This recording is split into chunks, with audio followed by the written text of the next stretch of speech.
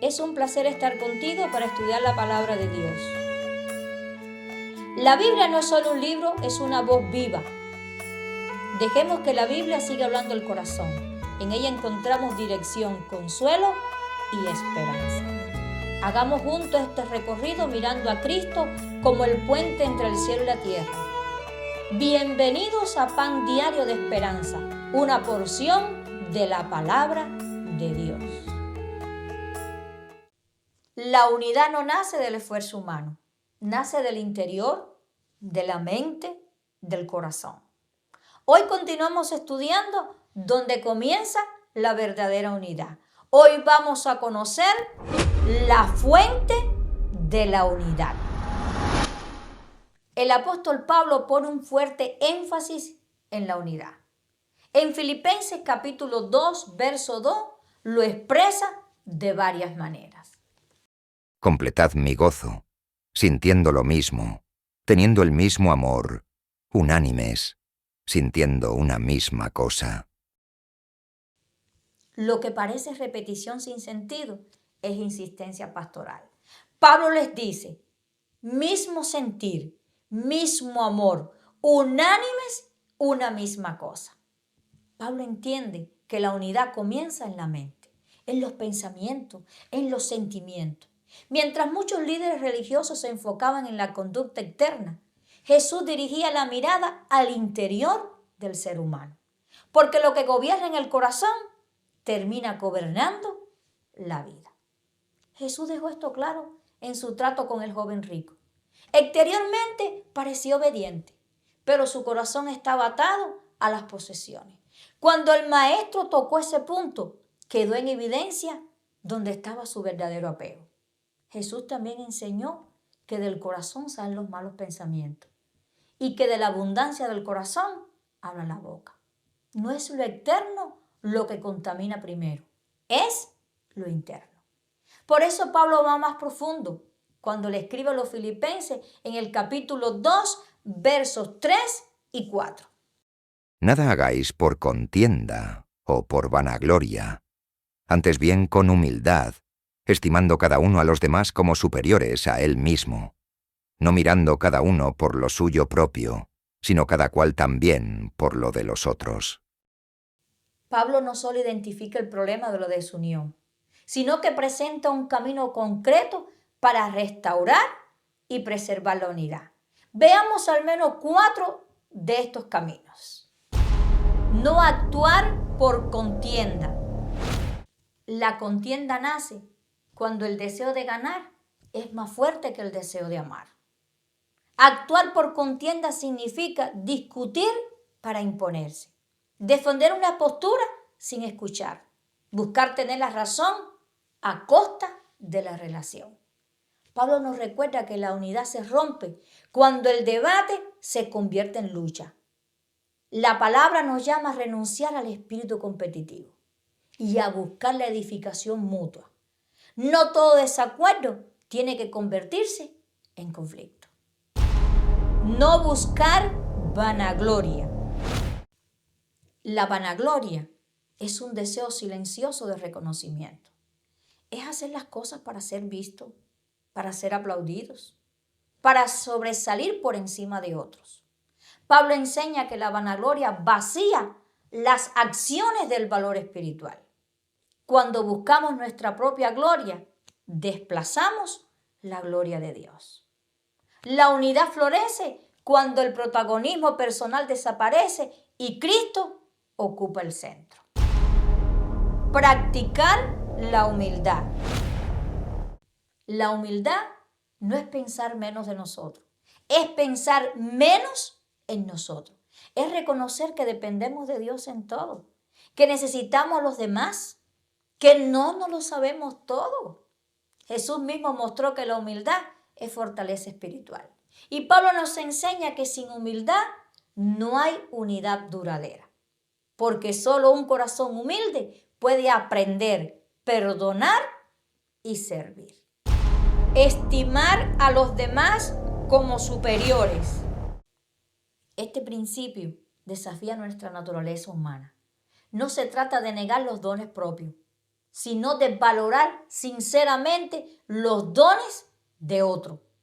Es aprender a mirar a los hermanos con respeto, con honra, con aprecio genuino. Cuando estimamos a los demás, dejamos de competir y comenzamos a caminar juntos. La unidad crece cuando reconocemos que Dios obra de muchas maneras y a través de muchas personas. Y yo misma me gozo en mi iglesia. Hay quien canta, quien ora, quien predica, jóvenes llenos de talento. Y yo me siento y los miro y digo, Señor, qué linda se ve tu iglesia. Todos tienen algo que hacer. Todos cumplen una misión. Todos forman el cuerpo de Cristo. Y qué lindos son las actividades. Qué lindos son los cultos cuando vamos allá a la iglesia. Porque unos cantan, otros oran, otros recitan, otros atienden a los niños. Y es maravilloso.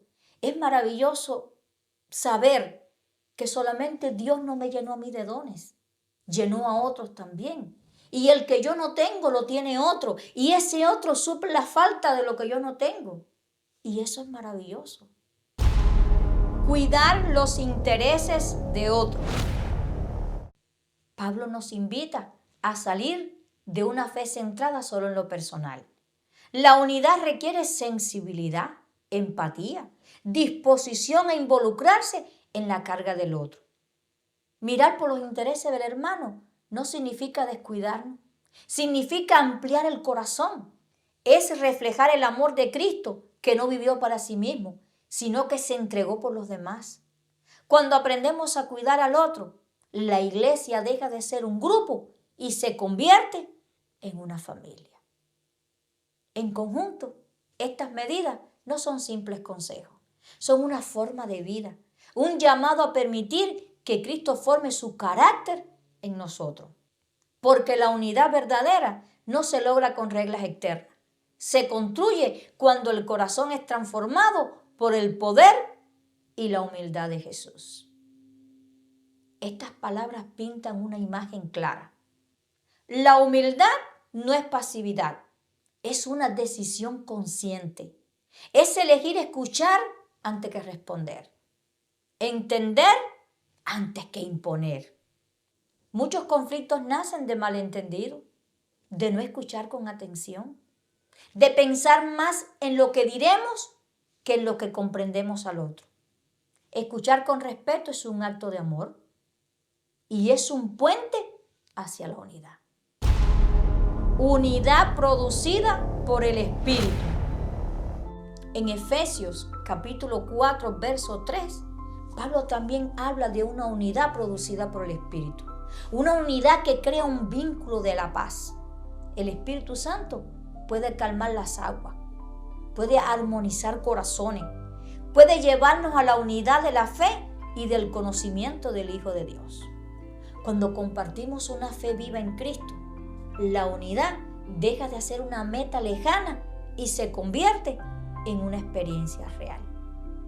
La raíz de muchas disensiones es el alejamiento de Cristo. Cuanto más lejos estamos del centro, más lejos estamos uno de los otros. Pero cuanto más cerca estamos de Jesús, más cerca estamos entre nosotros. Cada creyente es un rayo de luz. Y cuando esos rayos de luz se acercan al sol de justicia, el amor entre los hermanos se fortalece.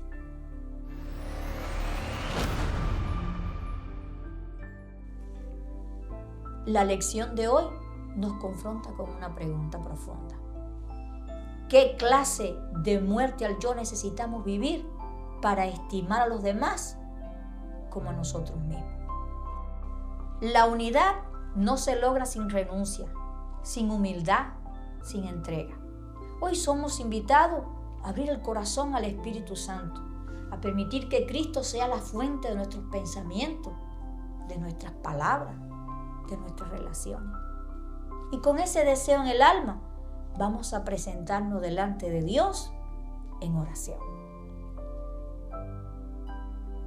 Nuestro Dios eterno, reconocemos que muchas veces hemos intentado vivir la unidad con fuerzas humanas.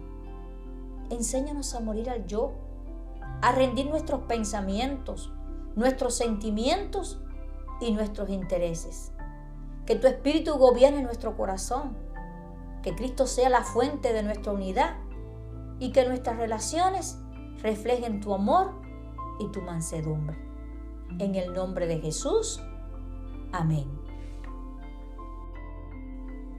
La unidad no se fabrica, fluye cuando Cristo habita en el corazón.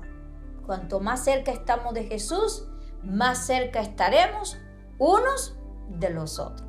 Que la gracia de Dios nos acompañe en este día y que podamos disfrutar de la unidad en Cristo Jesús.